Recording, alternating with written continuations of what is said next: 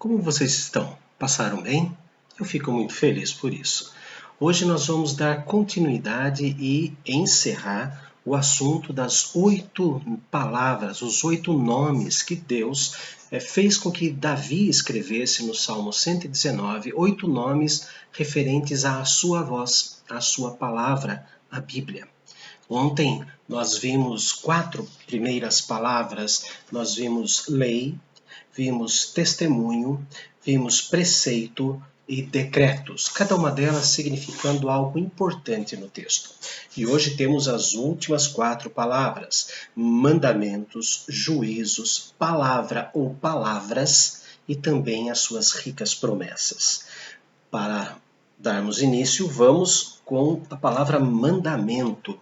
Está no capítulo 119 do Salmo, que nós estamos lendo, no versículo de número 4.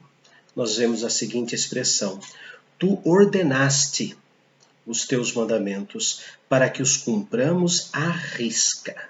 Deus ordenou. O mandamento requer a nossa compreensão de que só ordena quem pode ordenar. Só comanda quem pode comandar. Nós vemos aqui a soberania de Deus. Tu ordenaste os teus mandamentos para que o cumpramos à risca, perfeitamente, não mais ou menos. Não respeitar os mandamentos como os fariseus fizeram na época de Cristo, onde eles deram interpretações próprias dos mandamentos de Deus. Eles calcularam e imaginaram algumas interpretações, dado que Jesus, no Sermão do Monte, disse: ouvistes o que foi dito? Ele não estava reclamando, ele não ia corrigir a lei, mas ele estava corrigindo o que os fariseus falaram a respeito da lei no Talmud, onde eles davam seus comentários com relação à lei. Então Jesus estaria ao pé da letra dizendo assim: ouvistes o que foi dito acerca de não matarás? Eu, porém, vos digo. Então é dentro desta ordem de mandamento que nós cumprimos à risca, não com as interpretações particulares. Nós não seguimos a nossa regra de hermenêutica, a nossa regra de interpretação. Não, só existe uma regra de interpretação, que é a do próprio Deus. É ler com os olhos de quem escreveu. Ler com os olhos de quem ditou as leis. Precisamos conhecer Deus em todas as Escrituras para que possamos compreender o que ele estava querendo ao escrever a lei. Nós usamos esse método gramático histórico, quando pegamos o que a palavra significa naquela época que foi escrito. Como que essa palavra era entendida pelos primeiros ouvintes. Não podemos esquecer disso. A Bíblia não pode ser interpretada de forma alegórica ou uma reserva de sentidos. Eu tenho minha interpretação, você tem a sua. Não, só existe uma interpretação. É a interpretação do autor, que é o nosso Senhor amado, Deus poderoso. Por isso que diz aqui que Deus ordenou os mandamentos e temos que cumprir à risca esses mandamentos. No versículo 6 também usa a palavra mandamento da seguinte forma: então não terei de que me envergonhar quando considerar em todos os teus mandamentos. Seguir à risca os mandamentos do Senhor, seguir perfeitamente como ele escreveu, querendo dizer o que ele disse, então nós vamos ter atos em que não vamos nos envergonhar e vamos considerar, vamos analisar, vamos pensar, vamos seguir a lei do Senhor. Versículo 19 também fala sobre isso. Sou peregrino na terra, não escondas de mim os teus mandamentos. Nós somos cidadãos dos céus. Lá é a nossa morada. Paulo disse que nós somos embaixadores. E aqui, Davi, inspirado por Deus, nos chama de peregrinos nesta terra. Ou seja, essa terra não é nossa. Mas devemos viver, como Paulo escreveu aos Filipenses, como cidadãos dos céus nesta terra, onde os pecadores moram, onde nós moramos. Então ele diz claramente: sou peregrino na terra, não escondas de mim os teus mandamentos. Esses teus mandamentos vão me ensinar a andar nesta terra. Agora o outro, versículo 98 diz assim: os teus mandamentos me fazem mais sábio que os meus inimigos. Os teus mandamentos me fazem mais sábios que os meus inimigos. Quando seguimos a palavra de Deus, as ordens de Deus, nós somos, sim, muito mais sábios, muito mais prudentes do que os nossos inimigos. Sabemos também que Deus é o nosso justo juiz. Ele é o nosso sol, ele é o nosso escudo, ele é o nosso protetor. Então nós somos mais sábios que os nossos inimigos, porque eles não dão importância à palavra do Senhor. Versículo 131. Abro a boca e aspiro, porque anelo por teus mandamentos. Abro a boca e eu anelo, eu desejo ardentemente os teus mandamentos, porque me fazem bem. Os teus mandamentos são excelentes para a minha vida, me fazem mais sábios, me fazem caminhar nessa terra. Os mandamentos, as ordens que Deus decretou, e Ele tem o direito a isso, como soberano que é, trazem prazer para mim. Versículo 166. Espero, Senhor, na tua salvação e cumpro os teus mandamentos. Enquanto aguardamos que Deus nos socorra nos mais variados instantes da nossa vida, devemos guardar os mandamentos. Não devemos guardar os mandamentos para que Deus nos acuda. Mas enquanto aguardamos que Deus nos socorra, nós guardamos os mandamentos, sendo eles o nosso prazer, a nossa alegria. Salmo 119, então, último versículo, 176, diz assim: ando errante como ovelha desgarrada, procura o teu servo, pois não me esqueço dos teus mandamentos. Mesmo Davi mostrando no decorrer de todo o Salmo 119 que ele ama os mandamentos de Deus, que ele ama e tem prazer nesses mandamentos, é possível que, como ovelhas desgarradas, ele e nós andemos e andamos errado. Então diz aqui: Senhor, me procura. Senhor, coloca a minha cabeça no lugar, porque eu tenho observado e eu não quero esquecer dos teus mandamentos. Uma outra palavra que Deus usa no Salmo 119 é a palavra juízos. São decisões do único juiz onisciente a respeito de todas as situações humanas. Deus conhece o homem, Deus sabe das situações humanas. E veja o que ele diz no versículo 75. Bem sei, ó Deus, que os teus juízos são justos e que com fidelidade me afligiste. Sim, como onisciente, Deus nos aflige, mas esta vara que ele usa para nos corrigir é a sua fidelidade. Deus é fiel ao amor que sente por nós. Deus é fiel ao juízo que ele estabeleceu sobre nós. Então, quando ele derrama sobre nós a correção, a aflição que traz a correção, ele o faz porque nos ama. Ele o faz porque quer seus filhos santos como ele é santo. Salmo, agora o versículo 102. Não me aparto dos teus juízos, pois tu me ensinas. O Espírito Santo agindo nos juízos de Deus, na palavra de Deus, me faz preso. Eu não me aparto. Eu não quero estar longe. Eu quero estar sempre junto com os teus juízos, porque o Senhor me encaminha. O Senhor me faz viver. O Senhor me encaminha nesta vida. É tão bom saber que Deus é juiz e este juiz está ao nosso lado, sempre pronto a nos ajudar. Versículo 137. Justo é, Senhor, e retos os teus juízos. Reconhecimento de que Deus não é corrupto. A nossa bajulação não vai fazer Deus mudar de ideia. Deus não usa 2 pesos e 2 medidas. Ele é justo. Justo és, Senhor.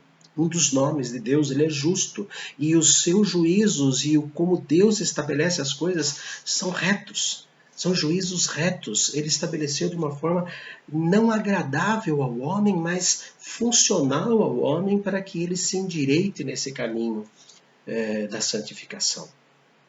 Versículo 149. Ouve, Senhor, a minha voz, segundo a tua bondade. Vivifica-me segundo os teus juízos. Veja só, ele se sente quase morto por causa dos problemas da vida, mas ele encontra nos juízos, nas decisões oniscientes de Deus, ele encontra ali vida. E Deus, quando age com bondade. Existe vida nos juízos do nosso Deus, vida abundante.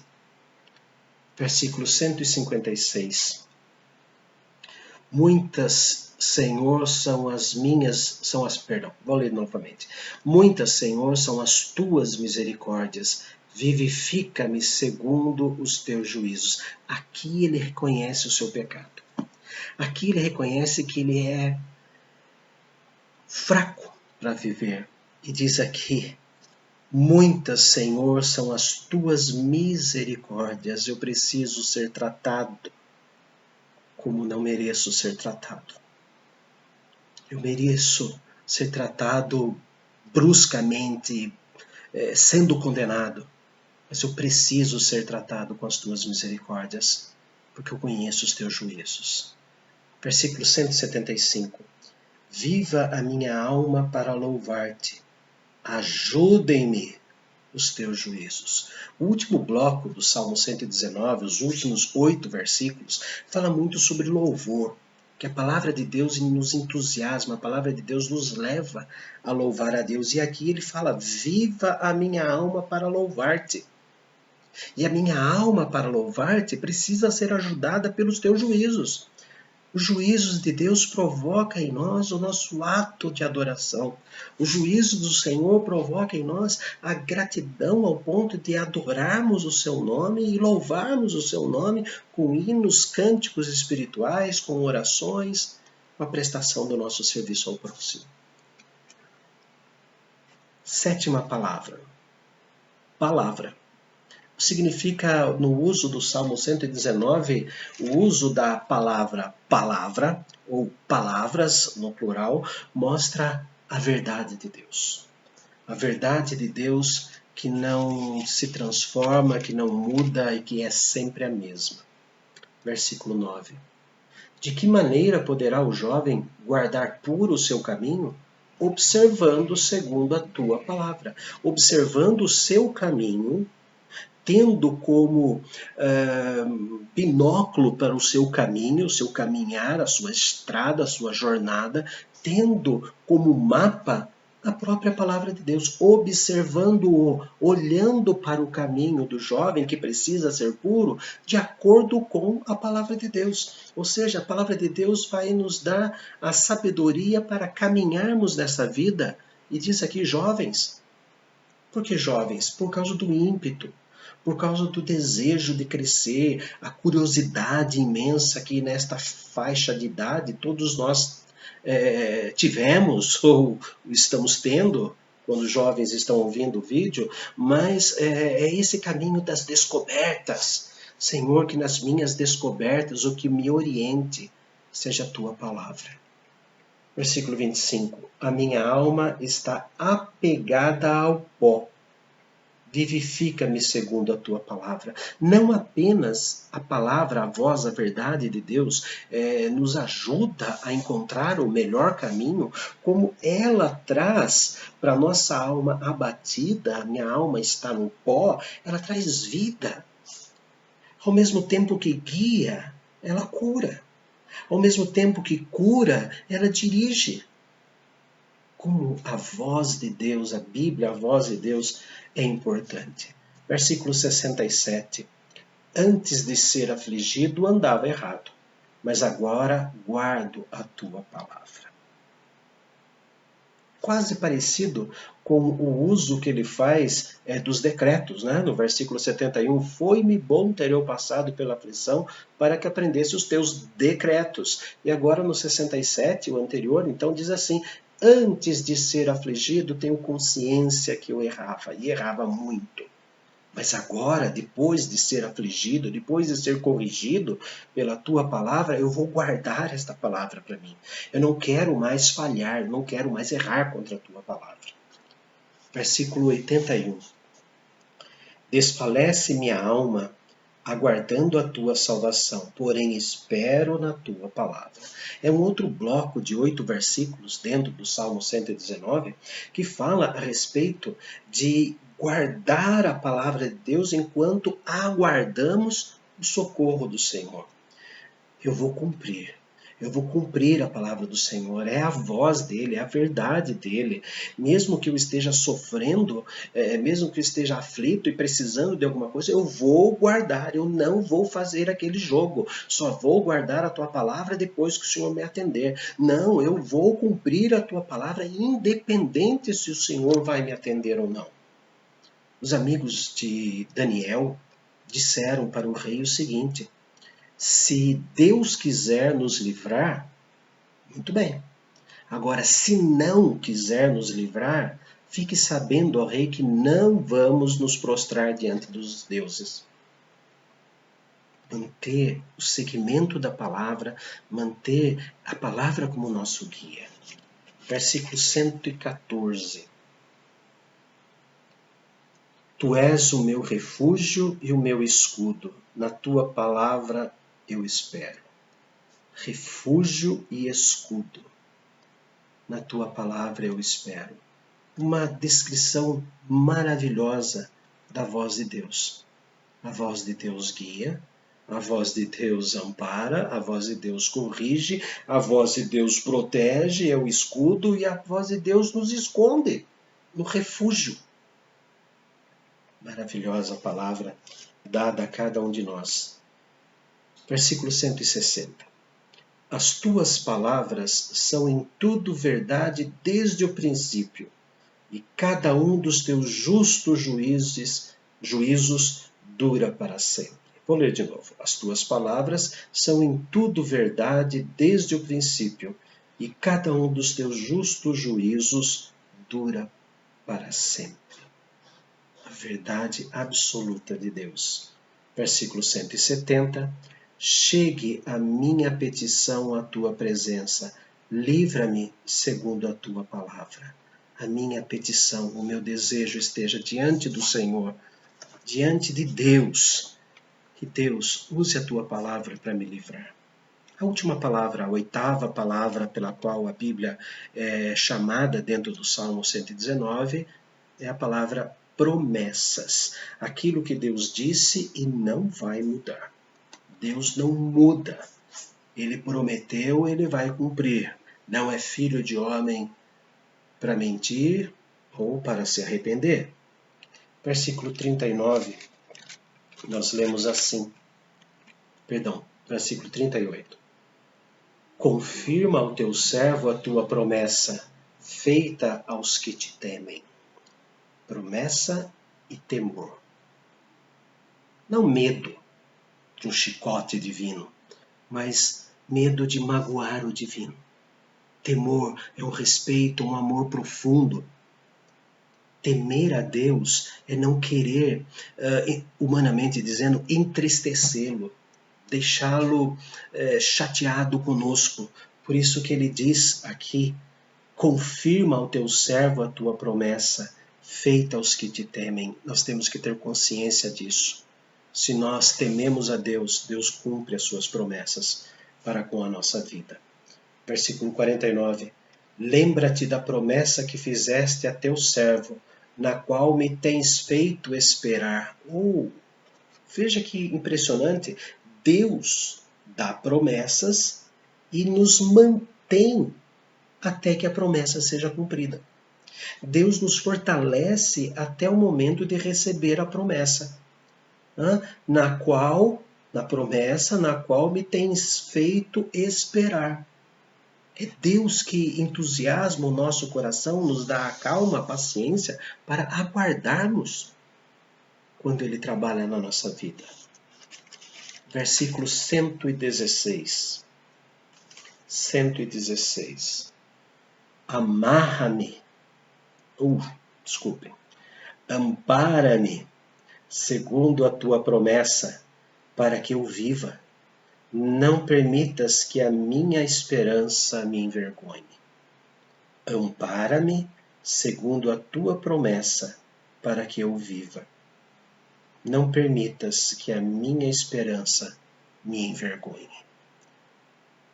Oração sincera, oração aberta, oração mostrando que, mesmo Deus nos sustentando o coração para guardar as promessas, nós precisamos ser amparados, porque às vezes nós nos desesperamos e muitas vezes desesperamos.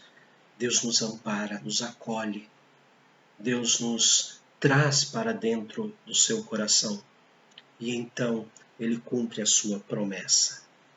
Aprendemos no Salmo 119 que Deus usa 8 nomes diferentes com relação à sua Bíblia e cada um tem uma importância particular. A lei, Deus que ensina e dirige. Testemunho, aquilo que antigamente era para ser testemunho contra nós, agora nos traz deleite, nos traz prazer. Preceitos, prescrições, receitas, a receita de Deus, as instruções específicas de Deus para a nossa vida em todos os seus pormenores. Decretos, Deus é o único que pode decretar e os decretos de Deus nos traz prazer.